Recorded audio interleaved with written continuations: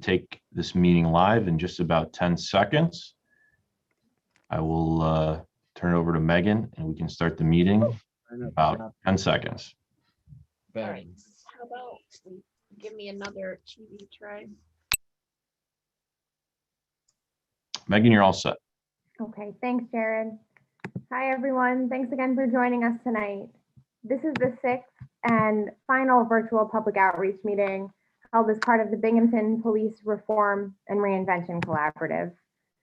My name is Megan Brockett. I work in Mayor Rich David's office as Assistant for Neighborhood and Youth Affairs, and I'll be serving as the moderator for tonight's meeting. The collaborative has held 5 prior public outreach meetings to collect input from various stakeholders, ranging from members of the local faith community to business organizations and neighborhood groups and others, regarding improvements or reforms to the Binghamton Police Department. The purpose of tonight's open public meeting is to solicit input from members of the broader community. As a member of the Collaborative Steering Committee, my role tonight is limited to ensuring that everyone who has registered for this meeting has an opportunity to speak.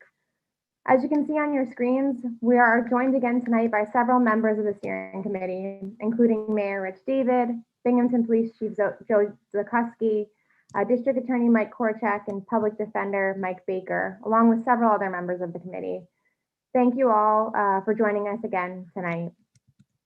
This meeting, as I said, is about hearing directly from community members on ways the police department can better serve the city's diverse community, improve public safety, implement 21st century policing strategies, strengthen relationships and trust, and address the disparities that affect communities of color. Your input is necessary to reach these goals as outlined in Governor Cuomo's executive order. As a reminder, the city has selected the Fuen Institute for Public Safety to serve as an independent research partner in this effort. Fuen is charged with collecting and tracking public input and themes during these outreach meetings and surveying stakeholders for additional input. They'll be reviewing a video copy of tonight's meeting. As an FYI, earlier today, a community survey developed by Fuen for this collaborative was posted on the city website. It's another important opportunity for the public to voice their input on policing and public safety matters in Binghamton. You can find a link to the survey on the collaborative page of the city website. That's also been emailed directly to all steering committee members. So we're hopeful that you will all share it with your neighbors and your networks and respond to it yourselves. And the deadline for that response is March 1st. So tonight we have almost 20 people signed up to provide comment. And on behalf of the steering committee, I just want to thank all of you for taking the time to be here tonight to make your voice heard on this topic. Your participation is important and we really appreciate you being here. In order to make sure everyone has a chance to speak, I'll make my way down our list of registered participants, turning the floor over to each of you one by one for up to 5 minutes. When your name is called, please unmute yourself, introduce yourself to the group, and tell us whatever you would like to share as part of the record for this meeting. We want to hear your experiences, thoughts, concerns, and ideas for improving policing in our community. This is a listening session, not a Q&A or a panel discussion. For each speaker, I'll start the 5-minute timer when your input begins and let you know when we reach the time limit. At that point, please wrap up your comments so we can move on to the next person. If by chance we hit the 5-minute limit and you haven't had a chance to give your entire testimony, please feel free to email it to the Binghamton Collaborative. That email address is bpdcollaborative@cityofbinghamton.com. We'll make sure it gets shared with all the steering committee members and included as part of the official record. After tonight's meeting, the steering committee may wish to follow up with you for additional input or questions. Again, all of this information is part of the community input record that will be included in the Fuen Institute's compilation of public comment. So our first speaker tonight, and we'll turn the floor over to you. I'll start the timer. Our first speaker tonight is Jill Schultz. Jill, the floor is yours. Hi, I'm Jill Schultz. I've lived on the East Side for nearly 20 years. I want this reform to succeed, but I'm wary. It's not that I doubt the sincerity or the commitment of the collaborative members. It's the process that's flawed. 2 months is not enough time to gather significant public comment and develop a plan. Another reason why I distrust this process happened yesterday when Mayor David announced the expansion of the Southern Tier Crime Analysis Center. Its staff is going to be tripled. It's supposed to be providing enhanced policing through the use of technology and crime data analysis. I wonder if that includes facial recognition technology, which has a significantly higher failure rate for women and for people of color. If public input really mattered in this process, the mayor would not be making such substantive changes to policing before the collaborative even held its first public meeting. I believe that a good reform process should build on the efforts that preceded it. Some of that history has been recounted in the Dayrock letter, which has been signed by 233 people as of yesterday. So I would very much like the collaborative to take that letter seriously. Please review the police modernization law that was proposed in 2015. Over 700 Binghamton residents discussed police reform at a year-long series of public meetings. Those ideas are summarized in the Dayrock letter. One of the other reasons why I want you to really focus on that letter is because it gives voice to so many more members of our community. So far, from what I've seen from these meetings, the sample is far too small and it's demographically skewed. The Dayrock letter proposes 5 categories for reform that could serve as the outline for our plan.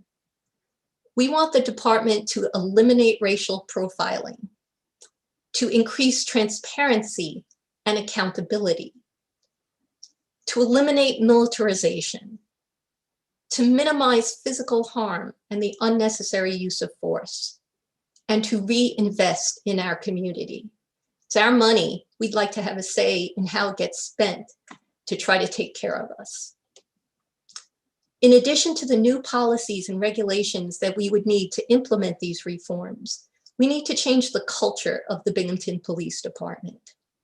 Many of the previous speakers shared stories describing the kinds of attitudes that contribute to the problems we've been discussing. We can't fix that with regulations alone. We have a good blueprint for reform in the Dayrock letter. I urge you to use it as the basis for our plan. Thank you. Thank you, Joe. Our next speaker tonight is April Bellin.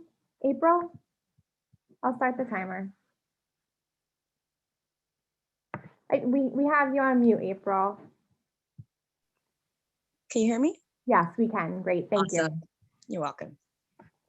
Shania McCree was a very dedicated person. This was a teacher. She was a motivational speaker. She empowered a lot of women out here. It went from a situation of her car being vandalized to her now ending up in jail and going to serve 3.5 to 7 years for something that I feel like the police did not take proper procedures to handle. Nor did the judge or the lawyers. I feel like a lot of things should change inside of this situation. Also inside of the jails. Inside of the jails, they have cold water. They've been having cold water for the past two to 3 weeks. A lot of the inmates are not getting their religious value, which is actually religious persecution if you don't give them what they deserve. And it is inside of your policy to give them their religious values. The way that the police officers talk to the women inside there is degrading, it's depressing, it's something you do not do when they're already in a bad situation. This could be something, jail could be something to help change a person, or it can break a person. And inside of Binghamton, for correctional facility, it's nothing but breaking people. I've seen a lot of women go in and they break immediately. Shania McCree is one of those women. Also, she is a 4-time breast cancer survivor. She has stomach ulcers. She has bronchitis and asthma. For the simple charge that she has, which is a nonviolent, I don't believe that she should still be in jail and actually going to prison, where they have limitations of a lot of health products inside of the prisons, like soap. They don't have a lot of stuff for ulcers, gastric ulcers to be exact. So people are getting sick. And I believe this could be something that will hinder her in the long run. I feel like nothing was done properly. None of the process was done properly. I actually was there to witness everything and to see that these police officers took the process the way they did and was so nonchalant about it. It was very disgusting. And I believe that a lot needs to change, and a lot of programs needs to come to the inmates that are inside of these jails. Instead of waiting till they get all the way to prison and they actually have to reach that state they should be able to have some type of help here. It's no type of program for people here. So these people have to sit here until they can go to prison and actually receive help, which is not fair. Because if you were innocent in the beginning, but had a judge that was racist, disrespectful, I have a cop that's not trying to tell the truth, it enters you in this situation where now you're guilty and you could be facing time inside of prison. I feel like that's not fair for her. And I feel like it's not fair for many other women that are inside of these jails right now. And I feel like it needs to be more justice when it comes to the African-American women and the African-American state itself. People don't see what happens to African-Americans inside of these police departments and inside of these correctional facilities. They get treated like slaves. They get disrespected. And she's one of them that are getting religious persecuted for something that she loves the most. And I feel like that is wrong. But thank you for letting me speak. Thank you, April, and thank you for submitting your written comment. We've received that. We'll make sure it's included too as part of the public record. Thank you. Okay, next up on our list, we have Marilyn McCall. Marilyn, are you here with us? Yes. Okay, great. I will start the timer and the floor is yours. I really haven't seen what Binghamton is proposing as a reform. This is my first meeting, but I did see Broome County's sheriff's reform package. I don't see anything in there on retraining the officers. They need empathy training. They need to learn to feel how other people feel, whether they're Black, whether they're old, whether they're mentally or physically disabled. And the only way they're going to get that is through classes. And frankly, I see all these, the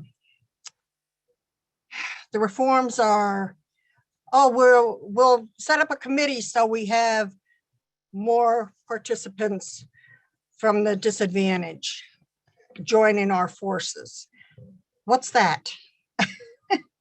Yeah, it's nothing. They need some retraining.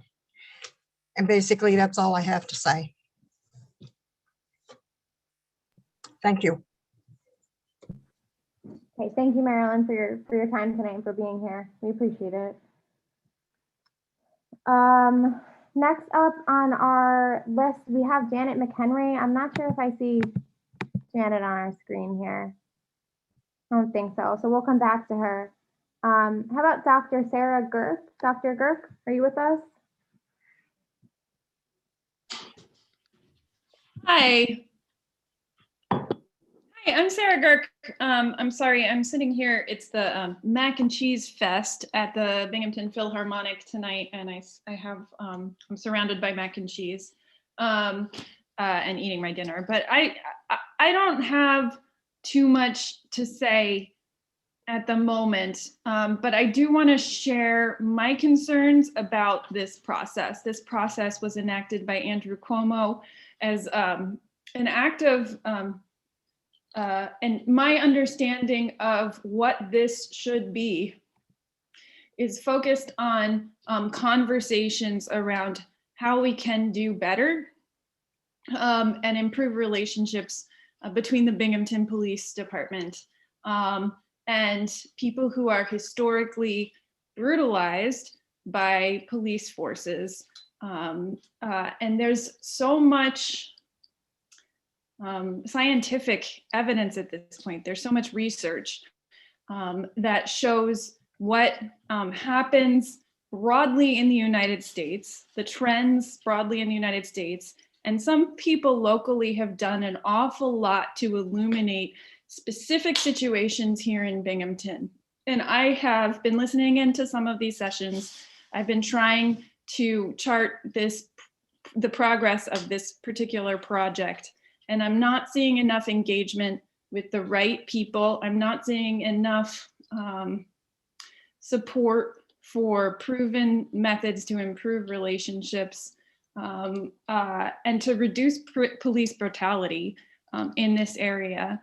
And I'm just very disappointed in the selection of the committee, in and in the proceedings thus far. And I think that we can do better as a community.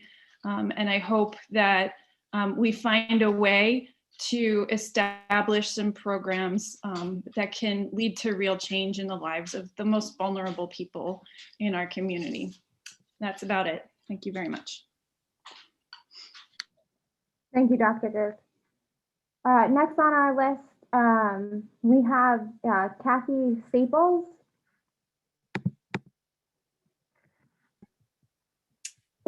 Hi, my name is Kathy and I'm a resident of the city of Binghamton. I live in a poor neighborhood downtown. I work and volunteer my little free time in the city and have noted the resistance to change even being offered by some people on this committee. When the governor called for a plan, you resisted, but here we are.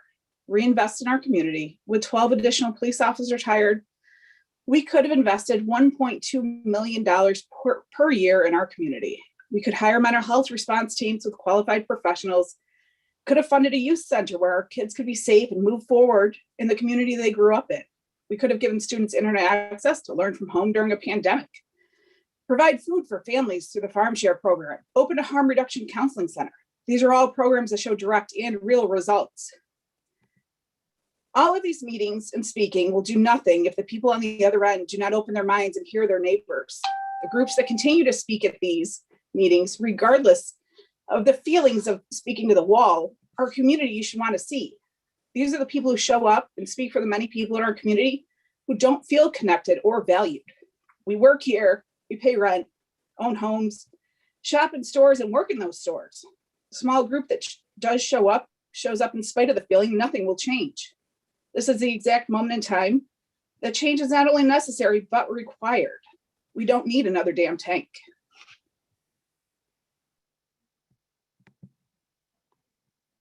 Kathy, thank you. Thanks for being here and for your participation tonight. Next on our list of speakers is Robinalpa. Robin, the floor is yours. Thank you, Megan. I hadn't planned on speaking, but I wanted to say that I'm happy to have been able to sit in on one of these prior conversations.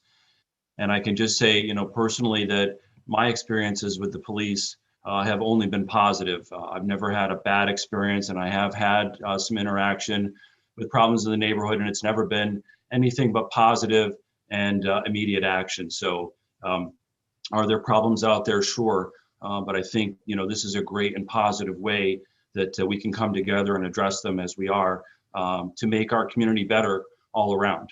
So thank you. Thank you, Robin. Next on our list of speakers, Tina Quinnopoulos. Tina, the floor is yours.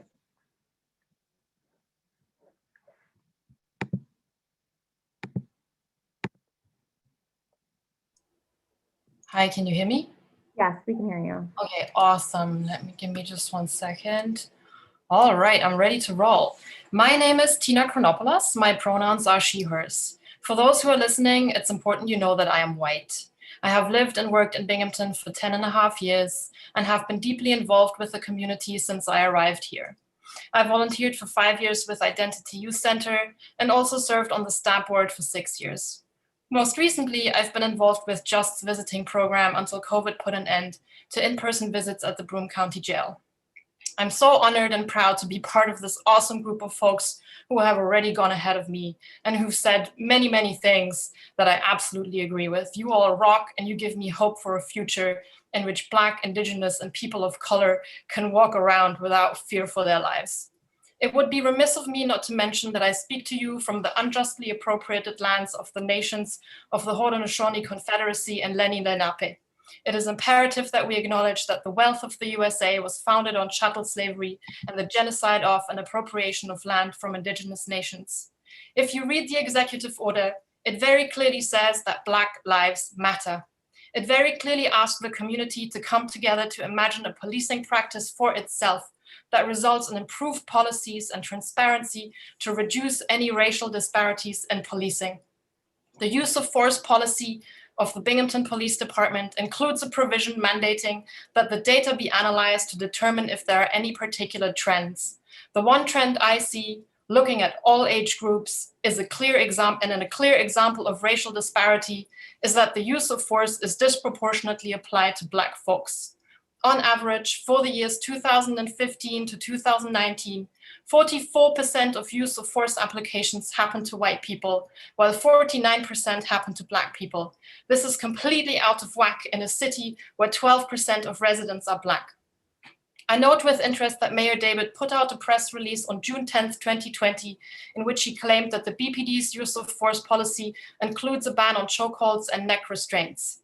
Unless I am mistaken, page 9 of the policy currently online does not explicitly ban chokeholds or neck restraints. So it might be worth revisiting the policy, otherwise the mayor's statement looks like misinformation unless he didn't mean to include a ban. Part of this process should include consideration of foundational issues and areas where we can intervene before someone comes into contact with the police. According to data available from the US Census website, Binghamton is the poorest city in the entire state of New York. Relatively to its population, Binghamton is poorer even than Buffalo, Jamestown, Syracuse, Rochester, and Utica. 2/3 of those living in poverty are working poor, people who work 2 jobs to make ends meet in a country where wages have been stagnant while the cost of living has gone up. They have been left behind by the system.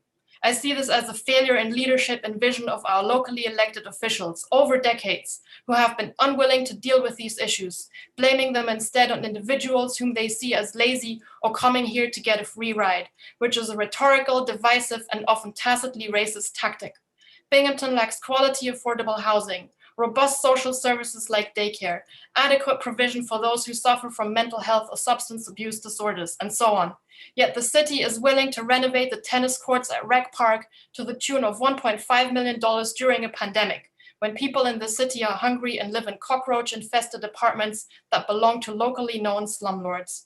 Our elected leaders have contributed to this problem by allocating money to law enforcement and underfunding services that would tackle some of these issues, with the concomitant result that the police have essentially become a dumping ground for issues that they are not equipped to deal with. I'd like the committee to consider banning no-knock search warrants, stopping the practice of sending police along with ambulances after someone has been given Narcan. A person in this situation does not need to be cuffed, tackled, or arrested. They need medical care. Making racial profiling by law enforcement illegal and regularly posting demographic data relating to law enforcement activities. Reallocating a portion of the police budget to fund youth programs, subsidized housing, homeless shelters, and re-entry programs. Some of that money could also be used to create a non-emergency phone service, to develop a citizen response team, and to hire mental health and substance abuse disorder specialists who are not subordinate to the BPD.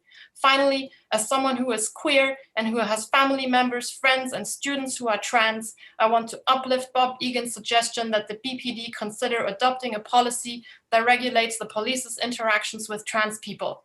It is good to see the BPD reform webpage gradually being populated with information on the department's operations. A complaints procedure is still missing. I am glad you have finally made a community survey available and hope you will publicize it via print and radio. Having said that, I am dismayed that the deadline is the 1st of March. I urge you to allocate more time for community input and participation in future endeavors, especially since not everyone has internet at home. Thank you. Thank you, Tina. And please feel free to send in your written testimony. If we cut you off there, we'll share it with the rest of the steering committee and for the record.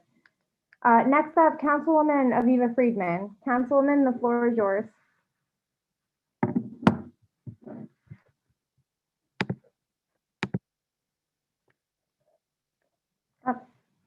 Aviva, did we lose you? Can you hear me now? Yes, we can hear you now. Okay, great. I'm calling in on my phone, so there's like 3 different mute buttons I have to press. Sure. All right. Hi, everyone. Good evening. My name is Aviva Friedman, and I am the City Council representative for District 4, which encompasses downtown and the north side of Binghamton. Problems with the police are not an issue of good apples or bad apples, but rather the location of the apple tree. What I mean is, it's the situations where we decide police are necessary by definition of their job. Police are required to respond to all sorts of emergency calls, even if the situation would be better served by a different professional. Many times, situations are automatically escalated by the presence of a police officer, even if that officer is professional, respectful, and follows protocols to a T.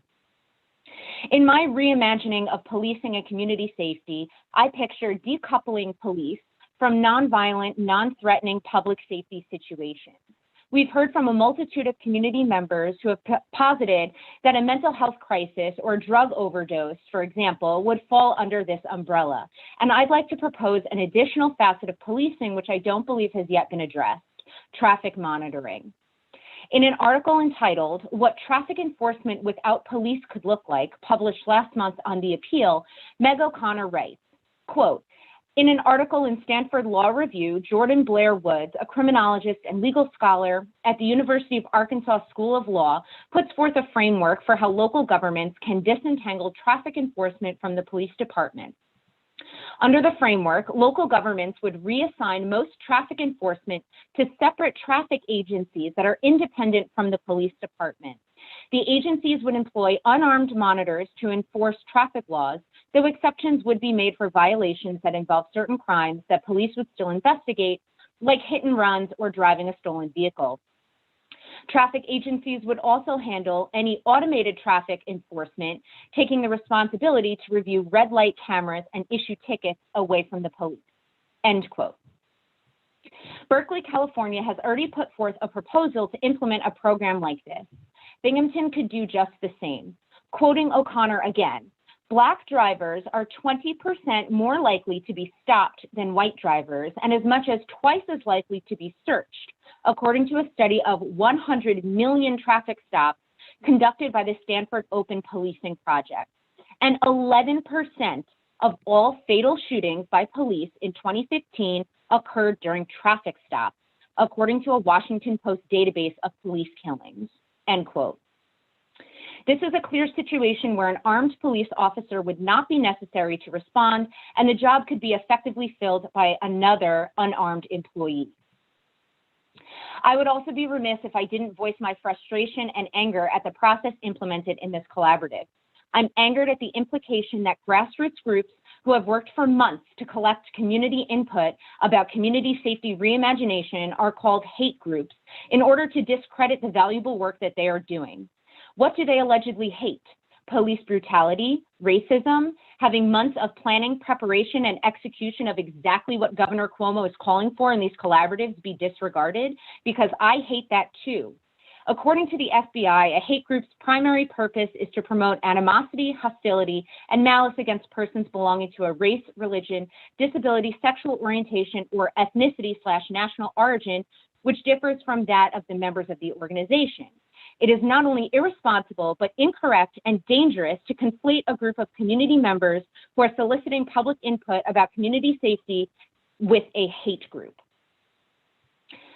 Imagine a forum on accessibility where people who use wheelchairs attest to a lack of elevators or ramps, and deaf folks requested sign language interpreters, and blind folks asked for Braille signs. Imagine further that able-bodied folks came to the forum to give testimonies about how easy it is to walk into the building, how they can hear the lectures just fine, and how the signage in the building is nice and clear. That would be ridiculous. The addition of ramps, interpreters, and Braille makes that building more accessible to those who need it and continues to function just the same for those who do not. This is what we are doing right now by speaking over those who are desperately advocating for change. Why are we considering the voices of those for whom the police department works just fine when we should instead be heeding the solutions proposed by those for whom it does not? I would also like to add that I see multiple comments of people who didn't realize that they had to register for this event, and I was wondering if we could make time for people who were under the impression that this was a public comment session. So I just would like to request that if that's possible. And I will link the article that I quoted in the chat box. Thank you. Thank you, Council. And if you could just submit written testimony, if you have that, to the BPD collaborative, that would be appreciated. Next on our list, Brenda Brown. Brenda, the floor is yours.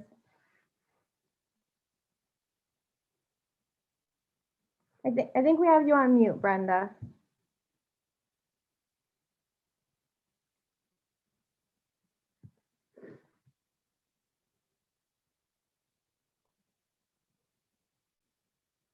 We can circle back if you want us to do that.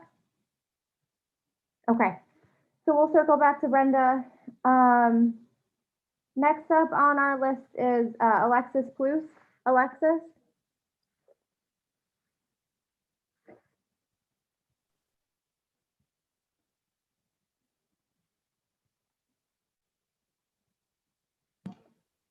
There we go. Thank you very much. I have already shared Truth Farm's position on this, so I'm coming tonight to tell a personal story to demonstrate the racism within Binghamton policing. We at Truth Farm host an annual event called the Trail of Truth to memorialize those lost to substance use. This is an event that the mayor used to sponsor through a significant donation from the city, that is, until he started calling us a hate group because we stand for Black Lives Matter. But that's beside the point. Hundreds of people attend the Trail of Truth each year, and we march from the Martin Luther King promenade to the governmental complex. One year, a police car showed up at the end of the Wall Street, sort of kind of watching over our gathering, I suppose. This made people there feel really uncomfortable because many people who suffer from substance use disorder have had negative experiences with policing. So I walked down and I asked the officer if he would leave, to which he replied, "No problem." It was as simple as that. But then again, I'm a middle-aged white lady and policing usually goes like that for me. Fast forward to this summer when multiple Black Lives Matter rallies were held, which I also attended. Suddenly, even with rallies smaller than our Trail of Truth, there were countless police officers. Not friendly, not "no problem at all, ma'am, we'll leave," but intimidating, armed, frequently dressed in riot gear police officers. The hate and anger that came out of our community over people standing up to say Black Lives Matter was so upsetting. And unfortunately, our elected officials and the show of police force simply added fuel to that fire by causing the community to believe they should fear those rallies. Just before one of the events, one of our rainmakers had a note pinned to their door stating that people who attended the rally would be shot. As we prepared to go to the event, we were all very concerned for ours and everyone else's safety. Leading up to the rally, online, openly on news stories, and even during the rally, commenters online threatened to come to the rally and open fire. At one of the events, a truck revved its engine and sped towards the crowd. For one rally in particular, when I was going to the rally, literally in fear for myself and everyone who was attending, I kissed my partner goodbye and wondered if I'd see him again. I texted my kids to tell them I loved them on the way there because I knew in reality some of us might not survive. I feared for what some angry community member about us calling it for an end to racism might do to us. When we got there, there were about 60 officers armed in riot gear lined up along the governmental plaza. There were countless officers in vehicles at multiple intersections outside of the immediate rally area as well. But they weren't there in response to the death threats towards us. They weren't there to protect us in any way. They were there in response to us. They were there to intimidate us. Even though we were the ones who had death threats hurled at us, they were there to stand against us saying that Black Lives mattered. Why? Why is it that the police were more concerned about people raising their voices to say that Black Lives Matter than they were concerned about the death threats from community members towards us? I realized that day that that was the only time I have ever feared police. It was when I stood up to say that Black Lives Matter. I find it startlingly curious that in May of the same year, dozens of protesters planned a rally at the governmental plaza to protest having to wear masks during COVID. These protesters even openly encouraged each other to come armed. What's really fascinating is there was no police presence at that protest. No police in riot gear, no tanks, no officers protecting the building.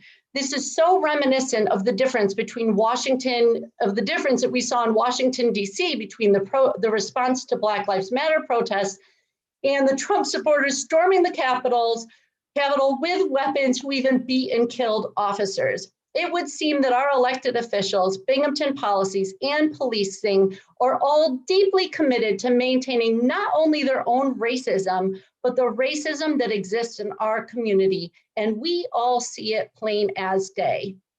Yesterday, I wanted to give up. I wanted to stop raising my voice. I wanted to stop speaking up because here we are in the midst of this collaborative. I'm almost done. Where countless community members have been raising their voice. We need less money in policing and more money invested in community-based organizations, where countless community members mention substance use and substance use disorders being the biggest concern in our community. Truth Farm, who specializes in providing care for people who suffer from substance use disorder, this past week received a notification that we were denied 4 grant applications that we submitted to the city to provide funding to help people in the city of Binghamton with substance use disorder. All 4 of our proposals were denied. And then yesterday, I watched a press conference where the mayor announced the construction of the crime analysis lab and the tripling of staff. This collaborative.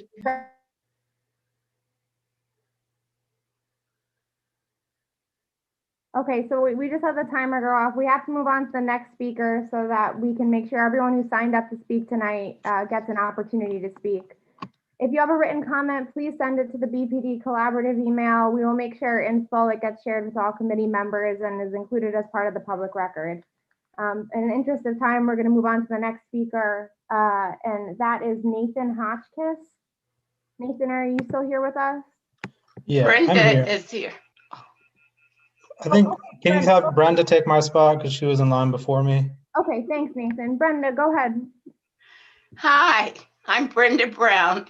And for the last 44 years, we've been doing Black History Month in the community, Black History in the community annually at the Broome County Public Library. Every year, I try to make a point of inviting law officials, the police, the sheriff, because I think it's important for the police to come together when we have events like this so that the public can see you outside of your role. They can see you as coming together, joining with the community as a united front. So I look forward to continued support, but I also want to remind law enforcement that where we started from, where we were united, every year, for the last 5 years, I've started seeing a decline in participation. And I think it is so important for the police to come out, for the mayor to come out, so that once again, we can see a positive force of where we all come together. And I'm looking forward. This year, we were virtual. Next year, hopefully, we will be back in the library. And I want you to hear my voice when I say, I would like for us to come together as a united, positive front. Thank you so much. Thank you. Thanks for being here tonight and for sharing. We appreciate it. Nathan, if you're ready, we'll go back to you. Okay. Hi, I'm Nate Hotchkiss. I'm a resident on the west side. I don't think there's much I can add to the suggestions that have already been made in terms of reform. So I wanted to take my time to mainly just comment on the process that the city has started with. I've observed all the public meetings thus far, and it's become very clear to me that all the individuals viewing and participating in these meetings have viewed this as the beginning of a conversation about police reform. While there have been a lot of great suggestions and many have expressed that they were there to learn and engage and assist in the process of reimagining our police, and I would love to see that happen. I'd love to see the community have a stake in this process, but this being the last opportunity for public comment, I think that's a very limited opportunity. So at the end of this meeting, there'll be 6 weeks left before the city has to submit their police reform plan to the state. And there isn't a public outline that has been given to us as to what the following weeks should entail or will entail for the collaborative, but potentially this gives you 2 weeks to analyze all the statements from these meetings. You have 2 weeks to draft a proposal and make it public. And then you have another 2 weeks to revise that and submit it.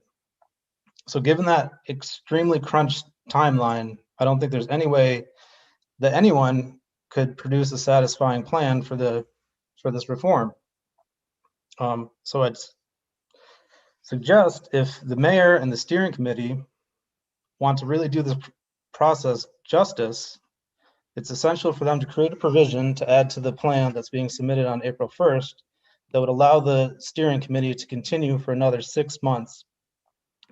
The 6 months is due to the 6 months that have been lost to inaction by the mayor's office and the steering committee when the executive order was first enacted in June. Maybe with 6 more months, this will allow for enough feedback from the community and give us an opportunity to really iron out some of the necessary details of a reform plan. I hope to see this process continue and build and evolve and have feedback and a lot of community involvement. So thank you for your time and consideration. Thank you, Nate. Next on our list is Mary Webster. Mary, the floor is yours. Well, we have you on mute here, Mary. If you could just go ahead and unmute yourself. All right. Perfect, thank you. Good evening. My name is Mary Webster, and I live at 12 Edward Street. Thank you for the opportunity to participate in this important discussion about police reform and reinvention in Binghamton, and many thanks to the other speakers. I've learned a lot from you. I was thrust into community activism when drug dealing and prostitution overran my neighborhood. I was one of a group of neighbors that got together in a living room on Edward Street on a warm summer evening in 1995 and started to plan safe streets. Our focus was a 20-block area on the west side of Binghamton, now known as North of Main or NOMA, bounded by Front Street to the east and Jarvis Street to the west, north from Main to the railroad tracks. 26 years later, and we are still going strong, now working in collaboration with an outstanding group of organizations dedicated to repairing the social fabric of our community. Recently, we opened a community center at 85 Walnut Street, a dream of ours for years, which serves the residents of NOMA and beyond. And I invite you all to pay us a visit there and see what we do there. It's amazing. As head of Safe Streets, I've always maintained a close relationship with members of the Binghamton Police Department and have been grateful for their service. In the late 1990s, we were one of 2 neighborhoods that were lucky enough to participate in a program called BNET, Binghamton Neighborhood Enhancement Team. 2 officers exclusively assigned to our neighborhood patrolled our streets on bicycles. They got to know the residents, young and old. They greeted the kids on their way home from school. And we would sit together on our porch once a week to review recent events. They got to know my dog Zeke so well that they sent me a sympathy card when he died. They attended our monthly meetings and they were always willing to stop and talk to neighbors on the street and hear their concerns. They were stunning ambassadors for the Binghamton Police Department, and their presence made a radical improvement in our neighborhood. We were devastated when the decision was made to end that program. Statistics show that crime has risen in Binghamton since the 1990s. Back then, the people who lived on the street were the eyes and ears of the neighborhood. But many of those homeowners have died or moved away, and the new owners are frequently out-of-town landlords who couldn't care less about fostering community, couldn't care less about who lives in their crowded and deteriorated buildings as long as the tenants pay the rent. Police play a central role in the effort to achieve set social order. And we all know that the most vulnerable among us are the most hurt by the absence of that essential order.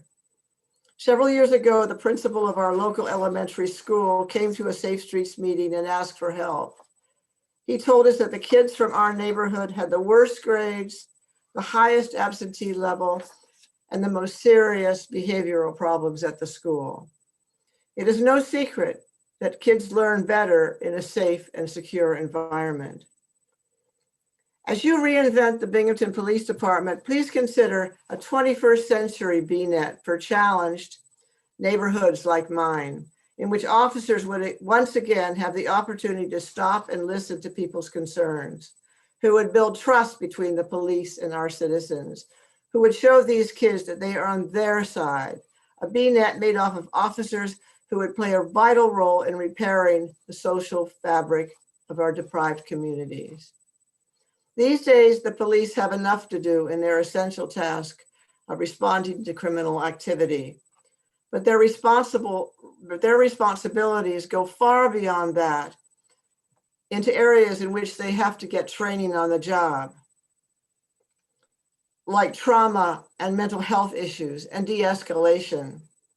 Far too many people wind up in overcrowded jails instead of being treated at a mental health facility, which is where they really belong.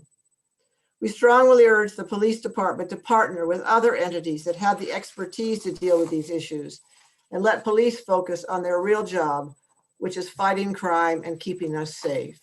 Thank you very much for this opportunity. Thank you, Mary. Next up on our list, Taliba Haley. Ms. Haley, are you here with us? Let's see. Taliba, it looks like you're on mute. I'm not sure if you can unmute yourself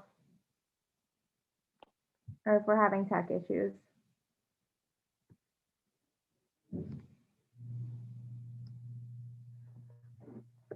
Okay, we did have one member of the steering committee, Chris Perez. Chris is a social worker at the Children's Home, and we introduced him at the last meeting. We were having tech issues, and he didn't get a chance to speak. So I'm going to give Chris the floor now. We'll try to come back to Taliba afterwards. But Chris, right now, thanks for being here, and the floor is yours.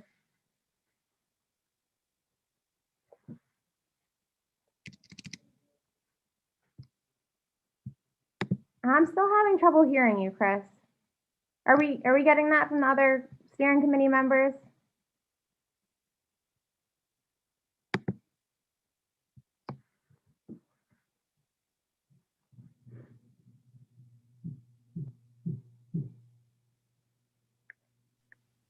Can't hear him. Yeah, Joe we're still having issues, Chris, and I'm sorry. I know we've been able to hear you at our initial meeting. Okay. Jared, I think Chris is going to call in. I don't know if you're able to. Taliba, if you are still on the line, we can try to circle back to you.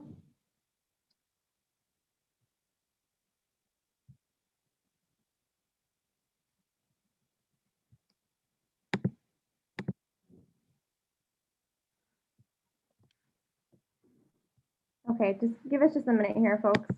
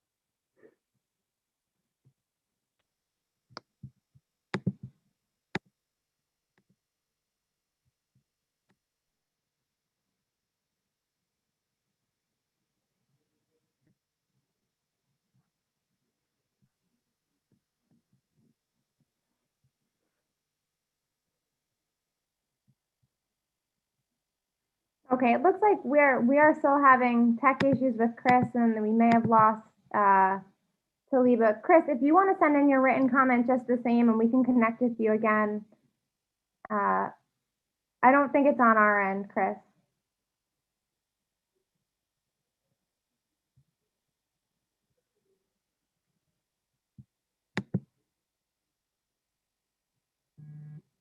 Okay, hold on just a second.